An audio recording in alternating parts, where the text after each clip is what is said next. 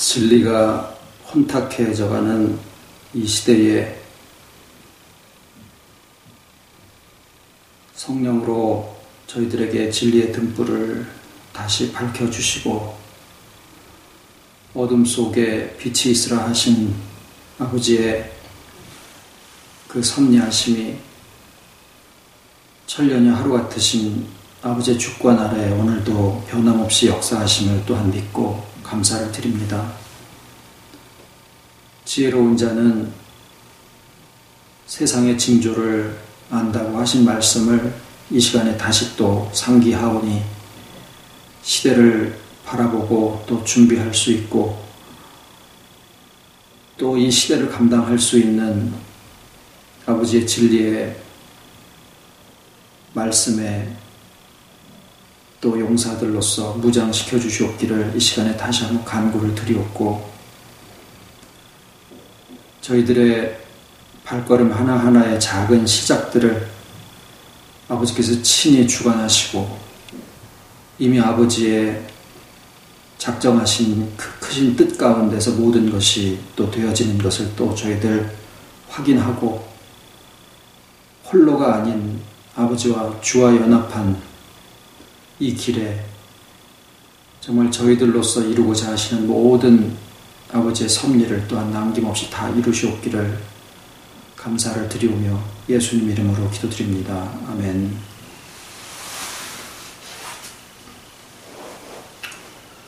며칠 전에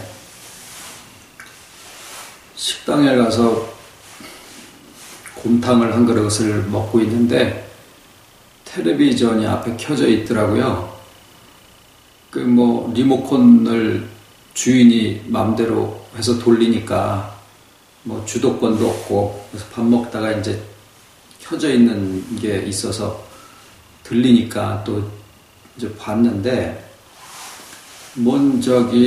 스님이 나와가지고 뭔 얘기를 해요. 그래서 저런 거를 종교도 다 다를 텐데 주인이 틀어놓고 있나 그랬더니 조금 있다 보니까 옆자리에 또 신부가 나와서 같이 대담을 하더니 그 다음에는 목사님도 그 앞에 앉아있고 어떤 일 중독에 걸린 여자의 상담을 그렇게 종교인들이 수녀도 하나 있고 여자 목사님, 남자 목사님 또 중도 있고 카톨릭 신부도 있고 그래 해가지고 이제 그런 거를 여러 가지로 이렇게 대담을 하면서 해결을 해가는 그런 프로그램을 해주는 거예요. 이제 외형적으로 보기에는 그게 하나 되는 거로 보이니까 그리고 다들 이제 자기네 종교의 입장에서 어떻게 하면 그것을 해결할 수 있느냐. 이제 거기다가 PD가 이제 감동 코드도 좀 집어넣고 이래 해가지고 또 하나의 이 시대의 그 사회상을 반영하는 그런 프로그램을 이렇게 방영을 해주더라는 거죠. 그러니까 세상이 지금 종교계에서만 이게 무슨 종교 통합이다 그래가지고 우리만 아니면 됐지 이렇게 그냥 끝나갈 문제가 아니라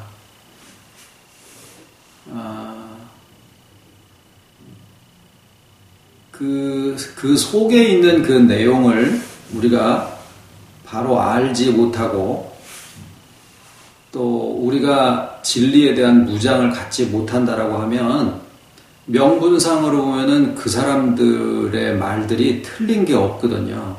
하나 되자 그러고 그게 사랑이지 자꾸 갈라쌓고 그러느냐 그러면은 그게 실상 사람들한테 모르는 사람들은 그게 더 설득력이 있고 그게 더 진짜 진리 같아 보이거든요.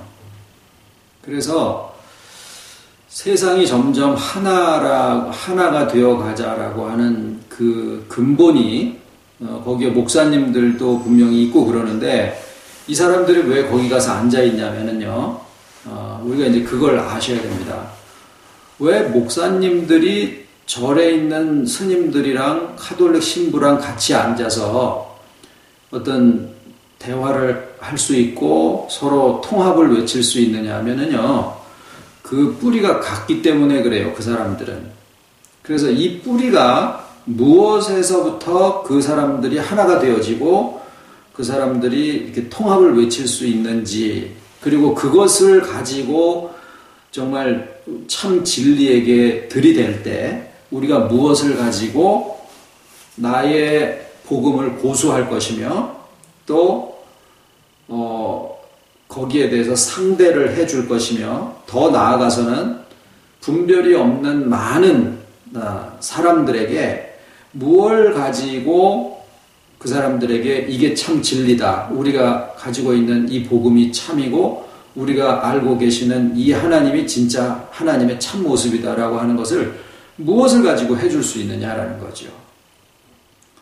더 이상 나만 잘 믿고 가면은 되는 그런 시대가 아니게 돼버렸습니다. 적극적으로 저 사람들은 진리를 허물어뜨리려고 하는데, 진리를 가지고 무장하는 사람들은 이것을 하나님이 알아서 하시겠지라고 그렇게 놔둘 문제는 아니다라는 거죠. 예수님도 분명히 지혜로운 자는 천기를 구별할 수 있는 것처럼 또 시대의 징조들을 볼 수 있어야 된다라고 얘기를 하셨으니까, 분명히 우리가 이 시대의 어두움이, 세상은 점점 화평을 외치고 일치를 외치고 통합을 외치고 가는 이 시대에 정말 깨어있는 심령들은 지금이 어두움이 아주 그냥 정치적으로나 종교적으로나 모든 면에서 이렇게 그 어두움의 세력이 득세를 하고 또 세력을 확장해 나가고 실질적으로 어떤 그 활동을 시작하고 있는 그런 시대가 되었다라고 하는 것을 우리가 분명히 알고 있어야 되는 그런 시대를 맞았습니다. 근데 그 근본이 뭐냐 하면 인본주의입니다. 인본주의. 그러니까 기독교에서도 인본주의가 불교나 가톨릭이나 다른 종교하고 내용적인 뿌리에 들어가서 보면 똑같은데, 이 인본주의의 시작이 어디서부터냐면요, 실상은 에덴 동산에서 아담과 해와가 선악을 알게 하는 나무의 실과를 따먹고 마치 하나님의 지혜 같은 온전한 지혜를 자기네들이 얻고자 하는 그러한 소망을 가질 때, 그리고 무화과 나무 잎사귀로 치마를 해서 그게 자기를 보호해 줄 수 있을 거라고 생각했을 때, 그리고 나무 뒤에 가서 숨어가지고 하나님의 낯빛을 피하려고 했을 때, 그때의 그 마음이 인본주의예요.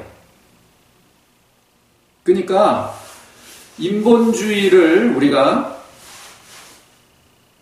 단순하게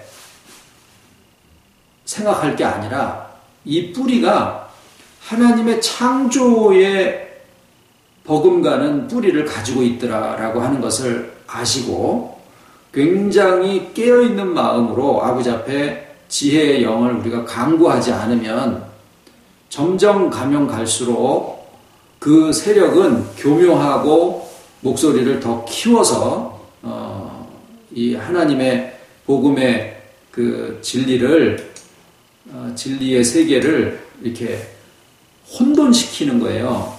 뱀이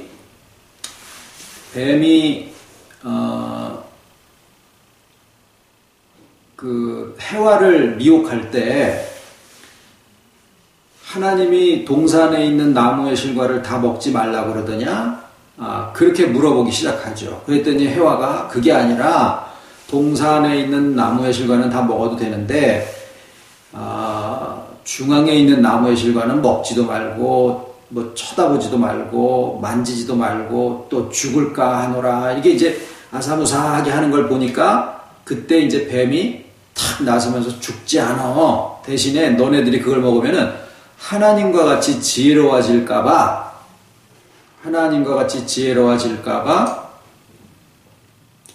하나님이 그거 못 먹게 하신겨. 이러면서 하나님에 대한 이간질을 붙이게 됩니다. 그러니까 그때 했던 그 역사가 오늘까지도 진리를 혼돈시키는 방법은 뭐냐면, 진리를 완전하게 딱 대적해서 총칼로 무장을 하고 이렇게 하잖아요. 로마 시대처럼, 일제 시대처럼. 그러면은 복음이 점점 더 순수해져 버립니다. 그런데 사탄이가 쓰는 방법은 정면으로 총칼을 들어서 하다가 안 되면 그 다음에는 진리를 이렇게 흐릿하게 하고 혼돈하게 하고 뭐가 뭔지 잘 헷갈리게 하는 그런 방법을 사용을 하게 돼요. 그래서 우리가 사탄이의 모든 방법들을 다 알아야 되느냐? 실상 다 알 수가 없습니다. 그래서 우리가 할 것은 뭐냐면 진리를 정확하게 아는 거예요. 그리고 한쪽으로 치우치지 아니하고 전반적인 진리의 모든 복음을 이렇게 폭넓게 아는 이러한 그 복음의 무장이 반드시 필요합니다. 그래서 그것을 에베소서에 뭐라고 그러셨냐면은 진리의 전신갑주를 입어라. 전신갑주를 입어라.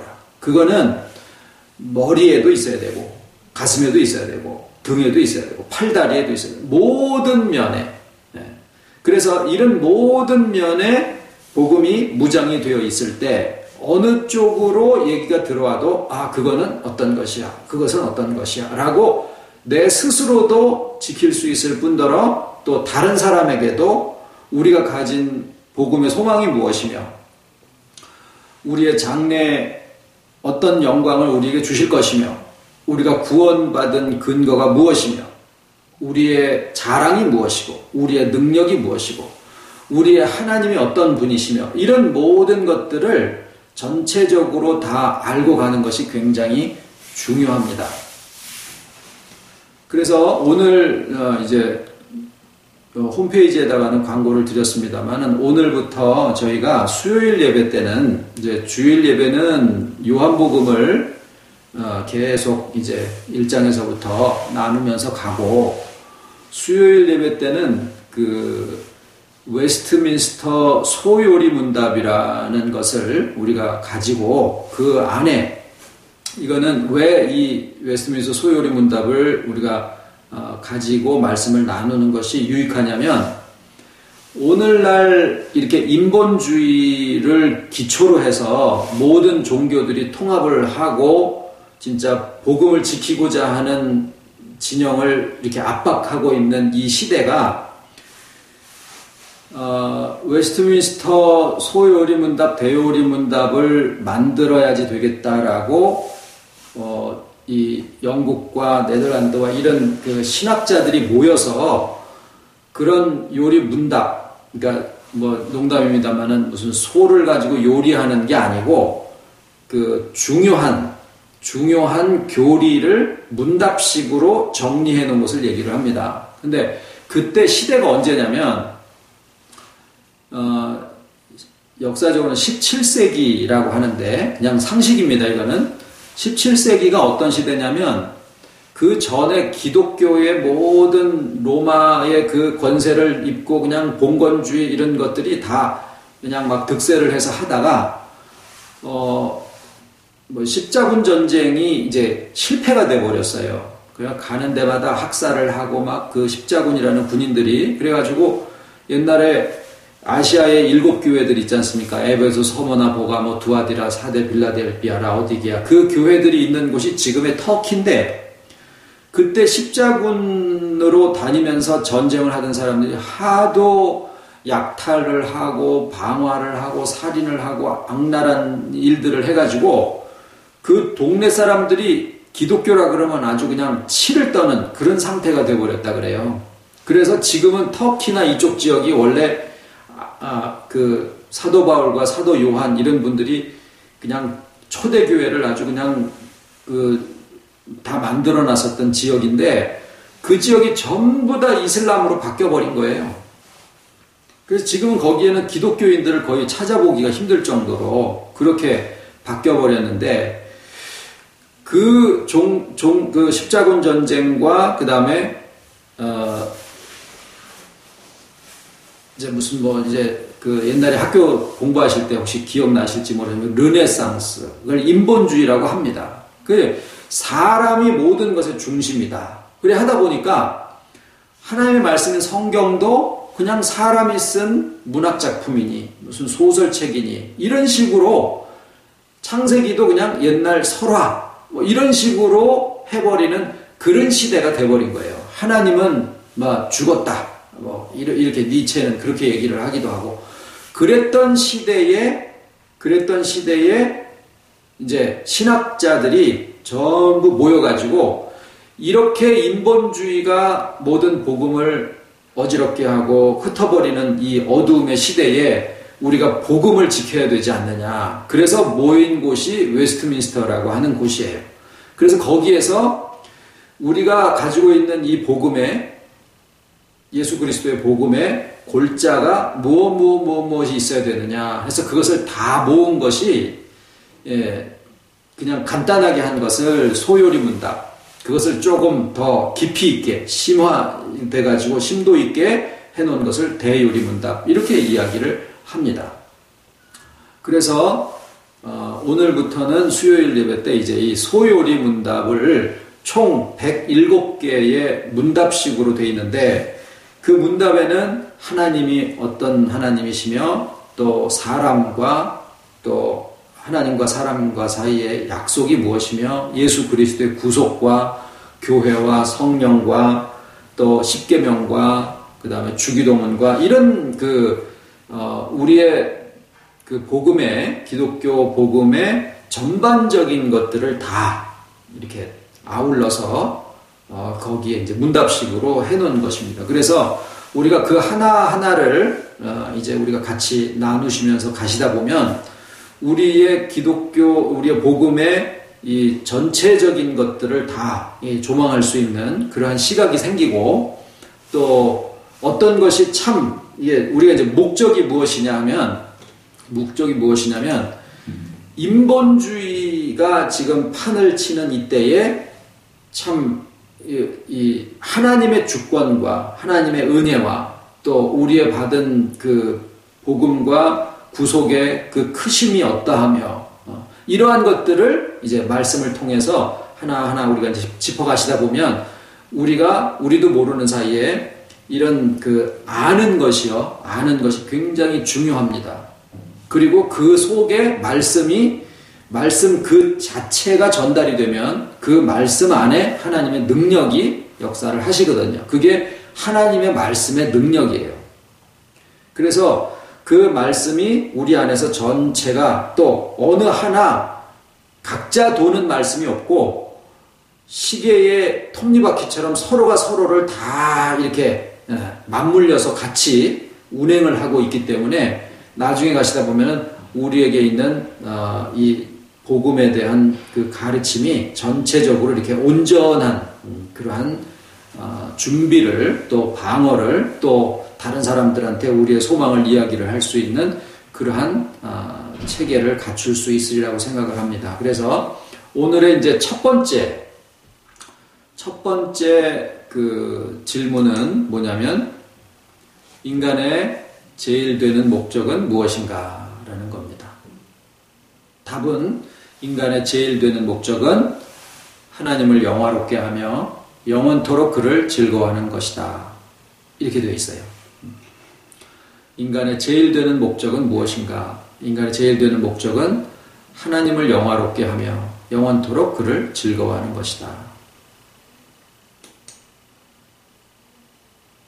우리가 왜 살아가느냐라고 하는 그런 질문이나 마찬가지죠. 근데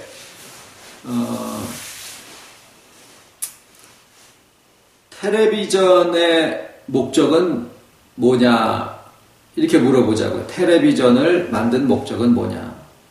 그거는 방송국에서 보내는 유익한 프로그램을 각 가정에다가 방송을 해줄 때 그 방송이 깨끗한 화면에 잘 나와서 방송국이나 뭐 이런 데서 하는 그런 유익한 내용들을 시청자들한테 잘 전달할 수 있게 하자. 이런 거죠. 그게 텔레비전을 만드는 목적입니다. 의자를 만드는 목적은 무엇이냐? 사람 몸에 꼭 맞게 해서 피곤한 사람들이 와서 거기 앉아서 쉬기도 하고 또 공부하는 사람들도 편안하게 앉아서 그 공부를 할 수 있게 하자. 이런 것들이 그 목적입니다.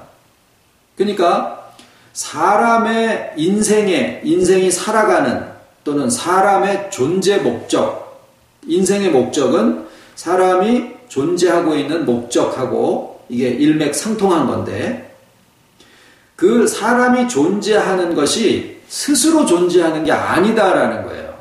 사람이 존재하는 것은 하나님이 창조하셨기 때문에 존재하시는 거거든요. 존재하는 거거든요. 그러니까 사람의 존재 목적은 하나님이 사람을 창조하신 목적하고 같습니다. 그래서 인생의 제일 되는 목적이 무엇이냐라고 했을 때 인생의 제일 되는 목적은 하나님이 사람을 창조하신 목적이 무엇이냐를 아는 것과 같은 내용이다라고 보시면 되는 거예요.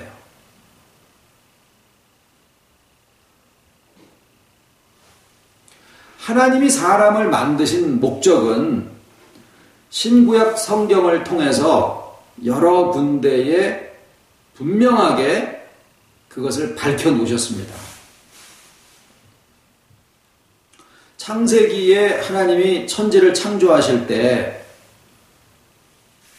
사람을 만들어 놓으시고 하나님의 모양을 따라 하나님의 형상대로 우리가 사람을 만들자 하고 사람을 만들어 놓으신 다음에 이로 하늘의 새와 바다의 물고기와 또 땅에 있는 각종 짐승들과 이 모든 것들을 다스리고 지키게 하며 그 다음에 땅에 충만하고 번성하고 아유 뭐 이렇게 컴퓨터가 안 되시나 이렇게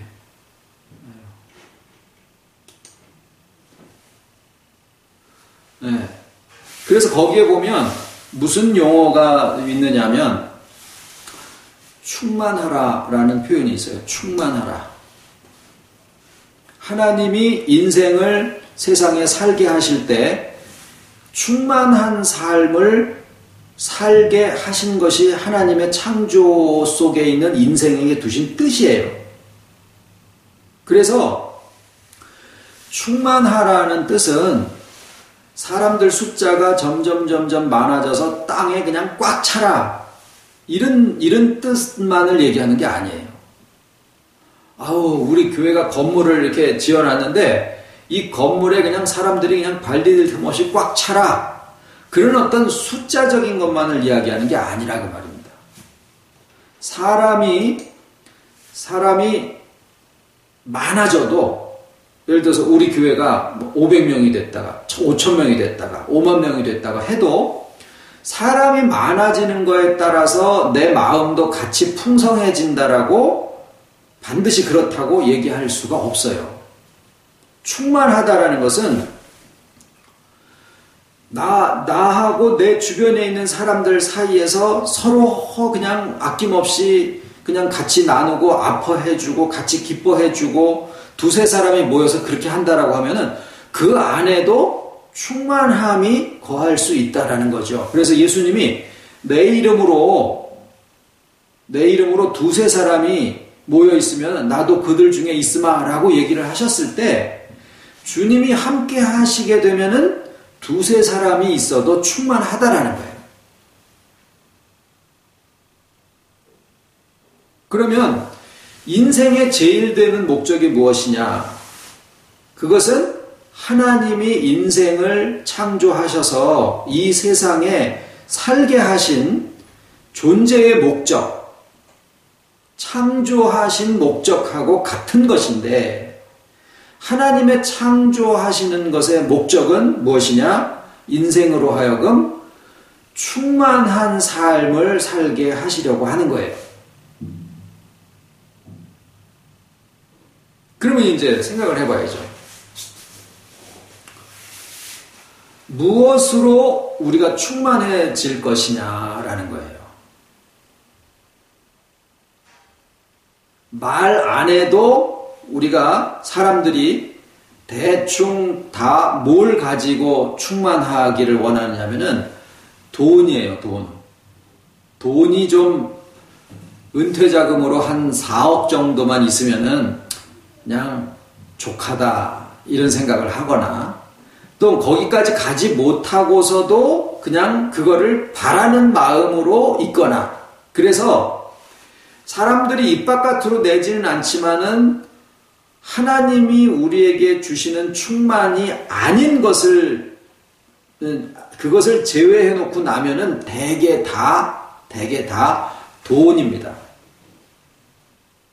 그런데 말이죠. 그거는 무화과 나무 잎사귀로 치마를 하는 거랑 똑같은 거예요. 무화과 나무 잎사귀로 치마를 해도 결국에는 그게 부서지듯이 어떤 것으로도 우리 자신을 가리려고 아무리 해도 그것이 결국에는 나를 가리지 못한다라는 것을 우리는 오래지 않은 시간 동안에 그것을 확인할 수 있을 정도의 인생의 지혜를 획득할 수 있게 됩니다. 그러면 성경에서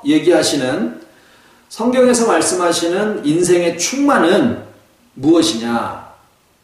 성경에서 말씀하시는 인생의 충만은 하나님의 아들의 형상을 본받게 하기 위하여 라고 되어 있기도 하고요.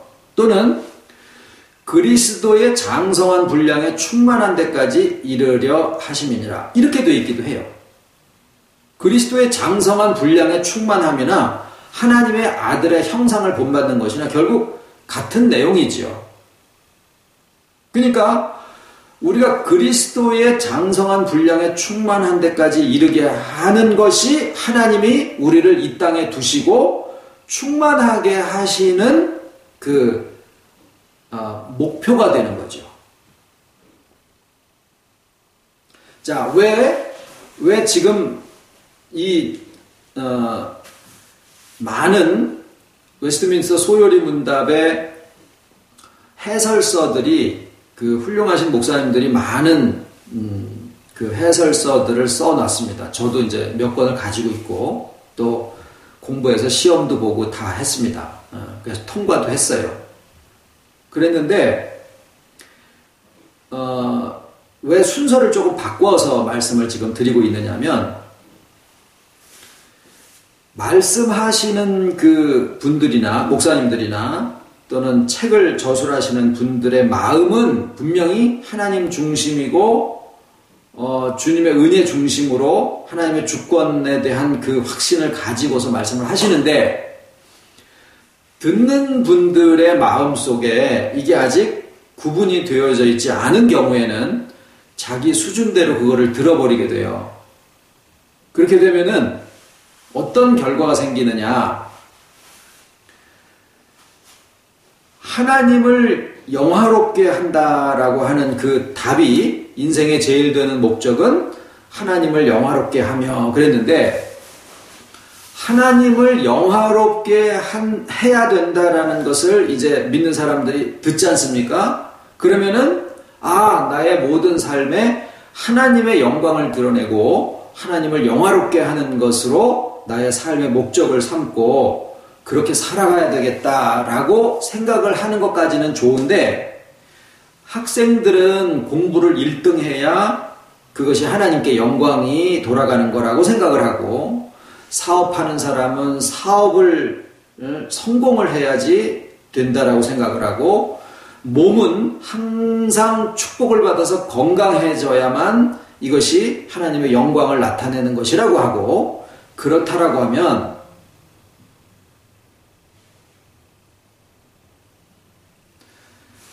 나면서부터 소경이 돼서 난 사람이나 사고를 당해가지고 불구가 된 사람은 절대로 하나님의 영광을 드러내지 못하는 입장이 돼버리고 예수님이 십자가에 달려 돌아가시고 수제자는 3번이나 부인하고 돈 맡았던 제자는 예수님을 은 30에 팔아먹기도 하고 나머지 10 제자는 다 도망가버리고 배 혼이불을 뒤집어 쓰고 있다가 그냥 도망가버리고 이렇게 해버린 그 혈혈단신에 혼자 남으셔가지고 십자가에 만신창이 돼서 돌아가신 예수님은 하나님의 영광을 나타내는 것하고는 전혀 개념이 맞지 않는다라는 결론이 나버리게 돼요.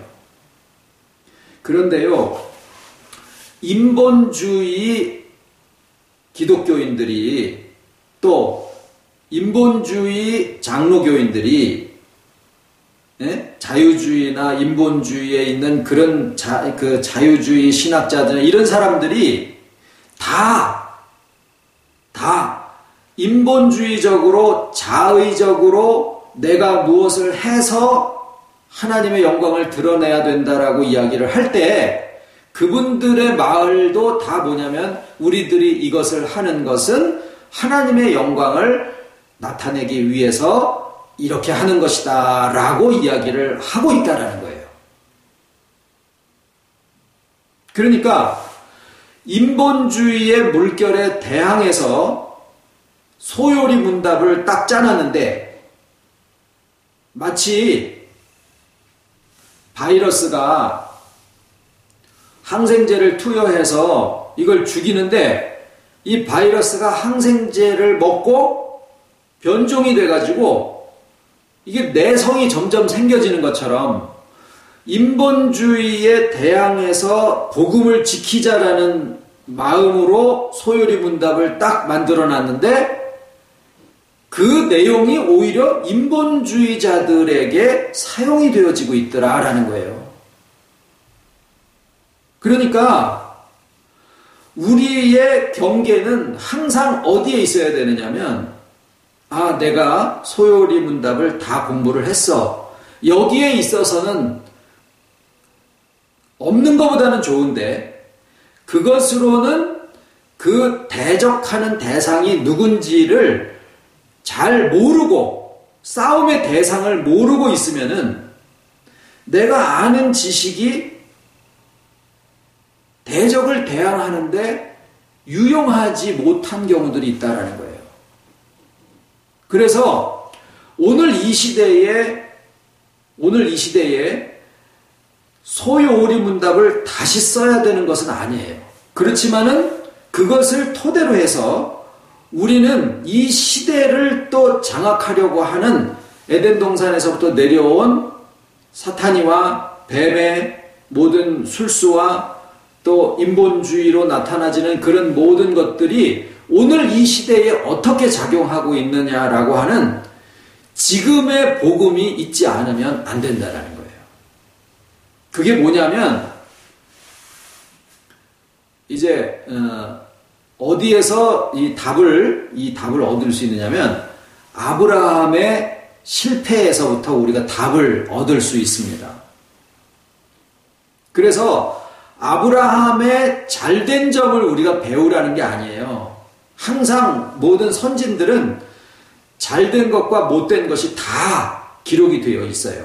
그게 성경을 기록하신 분들이 성령의 감동으로 기록하셨다라는 이유 중에 하나도 뭐냐면 자기네들의 왕이고 자기네들의 선지자인데도 불구하고 그분들을 기록을 하는데 허물도 남김없이 다 적은 거예요. 장점도 적고.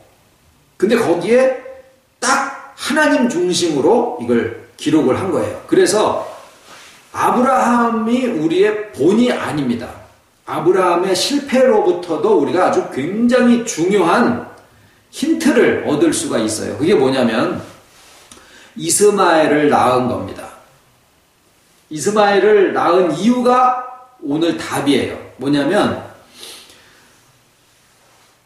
이삭이 안 생기니까 사라를 통해서 이삭을 낳아야 되는데 사라가 나이가 많아서 아이를 낳지를 못하고 그러니까 하나님의 약속은 분명하게 믿고 우리도 마찬가지예요. 하나님의 약속을 믿고 하나님의 영광을 나타내야 되고 하나님을 영화롭게 해드려야 되고 맞습니다. 좋습니다. 열심도 나고 그래요. 근데 문제는 뭐냐면 하나님의 약속을 하나님이 이루어 주신다라고 하는 것을 믿는 게 아니라 자기가 주체가 돼가지고 자기가 하나님의 약속을 이루어 드리려고 한 것이 아브라함이 하갈을 취해서 이스마엘을 낳은 거예요. 그랬더니 하나님이 뭐라 그러십니까? 저도 큰 민족이 되겠으나 나의 뜻은, 나의 약속은 이스마엘을 통해서 이루는 게 아니라 사라의 몸을 통해서 낳는 이삭을 통해서 내가 그 약속을 이룰 것이다 라고 분명하게 나눠서 얘기를 해주십니다.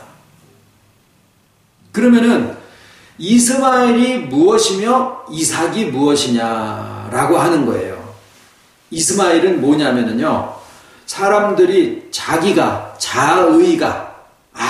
내가 이것을 성공하고 저것을 실적을 세우고 저것을 성취해서 하나님의 영광을 내가 나타내드려야지 라고 생각하고 있는 것이, 그것이 인본주의다라는 거예요.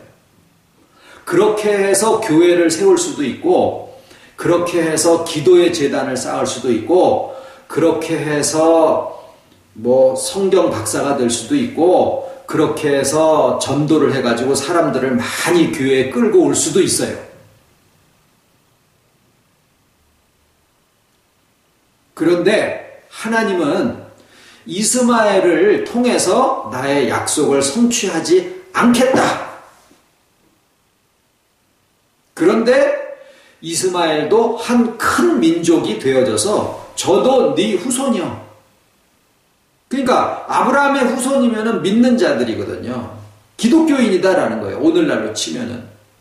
그러니까 기독교인 중에 하나님을 영화롭게 하기 위해서 자의로 이것을 하고 저것을 하고, 이것을 성취해드리고 저것을 이루어드려서 그것으로 하나님을 영화롭게 해드릴 거라고 생각하고 있는 그러한 기독교인들이 많을 거다라는 얘기를 아브라함의 실패에서부터 말씀을 해 놓으신 거예요. 그러니까 우리가 무작정 인생의 제일 되는 목적은 하나님을 영화롭게 하며 이것으로만 끝나면은 자유주의와 인본주의를 대항하기 위해서 교리의 문답집으로 해가지고 무장을 딱 하려고 그랬는데 그 무장 자체가 적에게 넘어가 버린 꼴이 돼버린 거예요. 그러니까 지금부터 우리가 이제 소요리 문답을 쭉 같이 이제 나누시면서 무엇을 찾아야 되느냐면 소요리 문답을 공부를 다 하면 내가 무장이 끝났다. 그게 아니다라는 거예요. 뭐냐면 우리의 무장은 소요리 문답이 아니라 하나님의 주권과 은혜예요. 매 시간마다 이것을 우리가 무장으로 삼을 겁니다. 그리고 그것을 가지고 무엇을 대항할 무기를 삼아서 나의 복음을 지키고 또 적을 무찌를 그 전술을 익힐 것이냐 하면 인본주의예요. 인본주의가 뭐냐? 그러면 인본주의가 뭐냐? 자기가 하나님의 영광을 나타내려고 하든지 아니면은 자 이게 표현이 참 사탄이의 전술은 참 애매모호하게 해서 탁 정체가 걸리면은 빠져나갈 군형을 딱 마련을 해놓은 거예요. 뭐라 그러냐면 내가 뭐 틀린 말 했어? 이러는 거예요. 틀린 말은 아닌데 본질은 아닌 거예요. 하나님을 영화롭게 한다고 그러는데 그게 잘못이야? 이렇게 들이댄다라는 거예요. 그러니까 우리가 대항해야 할 원수의 정체를 정확하게 알지 못하면 말만 가지고는 그자가 말 가지고는 안 된다라는 거예요. 그래서 성령의 비추어 주심이 조명하심이 우리의 마음을 비추실 때 내가 가지고 있는 소요리 문답이나 어떤 공부한 것이나 성경을 아는 지식도 내가 가지고 있는 무화과 나무 잎사귀가 돼버릴 수도 있다라는 사실입니다. 그렇게 되면은 그것은 진짜로 나를 가려주지 못합니다. 우리는 무엇으로 무장을 해야 되느냐? 주와의 연합되어 있다라는 사실을 인식하는 거예요. 거기에서 하나님의 주권이, 그러니까 주와 연합은요, 지난번에 말씀드린 것처럼 성육신의 연장입니다. 성육신을 우리가 이해되는 게 아니라 믿음으로 받아들이듯이 주와의 연합도 이해되는 게 아니라 믿음으로 받아들이는 사실이에요. 그런데 그거를 믿음으로 받아들이게 되면 거기에서부터 생겨지는 지혜가 있다는 거예요. 답을 알고 나머지를 보면은 뭐가 다 틀린지 다 아는 거죠. 그런데 틀린 것들을 다 통해서 답을 찾으려고 하면 한참 걸리죠.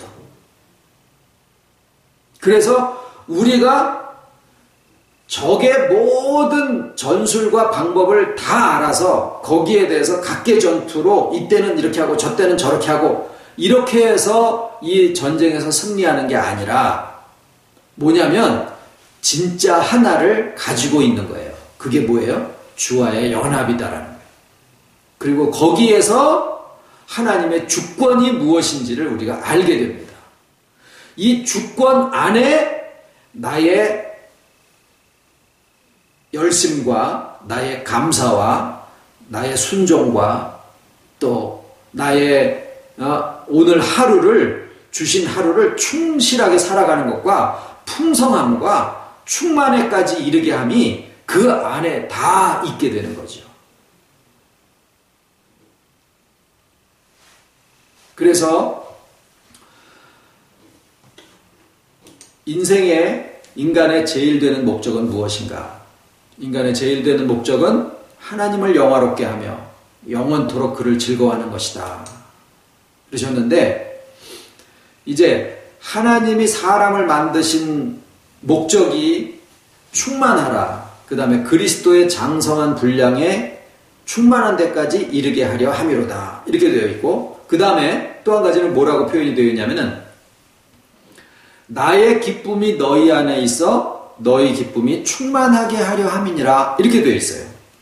그러니까 하나님의 기쁨이 주님의 기쁨이시고 주님의 기쁨이 우리에게 주어져서 우리도 그 기쁨이 충만하게 하려 하십니다라는 거예요.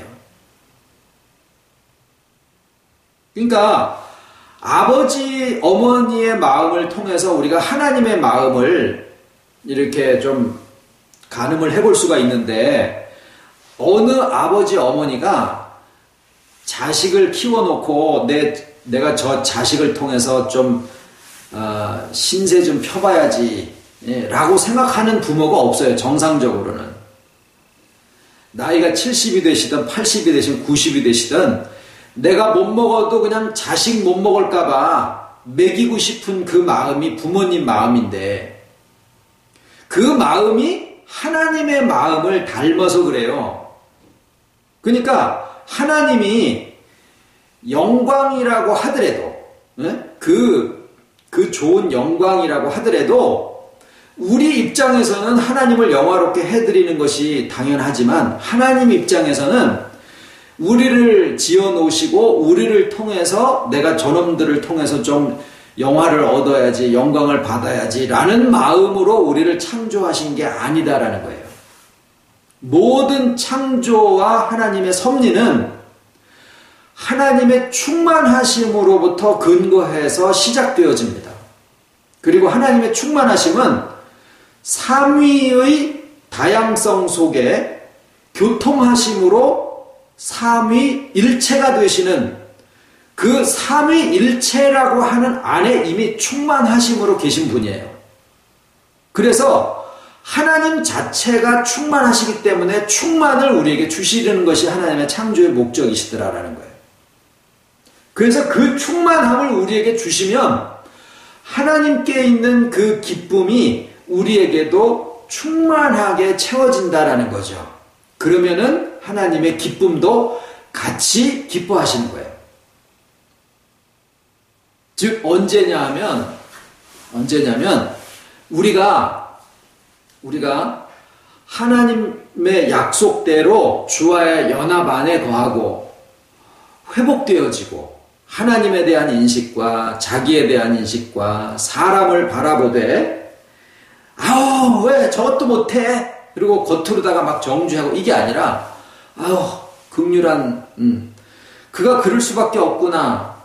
또 저도 하나님의 뜻이 계셔서 저에게도 주의 연합이 있는 사람인데 라고 하는 그러한 눈으로 그 사람을 보게 됐을 때 성육신의 기적이 내게만이 아니라 나를 통해서 다른 사람에게도 이렇게 내려가게 되어 있어요. 그렇게 되면은 하나님의 충만이 예수 그리스도를 통해서, 예수 그리스도의 기쁨이 우리 자신을 통해서, 우리 자신의 삶의 충만함이 다른 사람에게까지 미쳐졌을 때 우리가 거기서 뭐를 느끼느냐면 하나님의 마음을 느끼고 예수님의 마음을 느끼는 거예요. 그게 충만이에요. 그렇게 되잖아요. 그러면은 그렇게 해서 하나님의 충만이 나의 주변에 이렇게 편만하게 펼쳐졌을 때 그게 하나님의 창조의 목적이 성취가 되는 거고, 그때 하나님이 누가 하나님을 찬양하라, 하나님을 영화롭게 합니다, 기도할 때 찬양과 존귀와 영광을 받으시기에 합당하신 아버지, 이렇게 하지 않더라도 기도는 찬양과 존귀와 영광을 받으시기에 합당하신 아버지요 라고 예배 잘 드리고 나서는 싹 돌아서 가지고 집에 가가지고는 그냥 속에서는 전쟁을 하고 이러면은요, 차라리 말하지 말고 싸우지나 말지. 하나님을 영화롭게 하는 것은 실적도 아니고 말도 아니고 예수 그리스도와 연합한 인격의 성육신의 복음이 나의 인격을 통해서 다른 사람에게까지 그것이 이렇게 회복의 역사를 하게 될 때 그 충만이 우리의 삶에 이렇게 펼쳐져 있잖아요. 그 모습이 하나님이 보시는 하나님의 기쁨이시고 하나님의 영광이신 거예요. 그게 하나님의 영광이신 거예요. 그것이 조금 마음에 와닿지 않으신다 그러면은 우리 주변에 있는 부모님들의 마음, 상처받지 않은 부모님의 마음 말이죠. 그 부모님의 마음을 한번 이렇게 들여다보시자고요. 좋은 면을.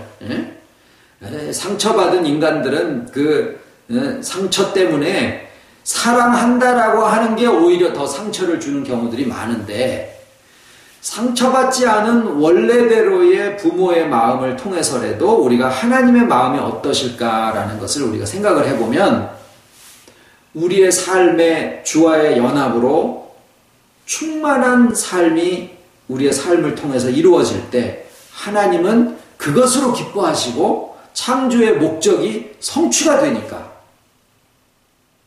하나님의 기쁨이 충만하시고 하나님이 그때 영광을 받으신다라는 거예요. 그래서 아브라함에게도 왜 사라를 통해서 이삭을 낳으셔야 됐더냐?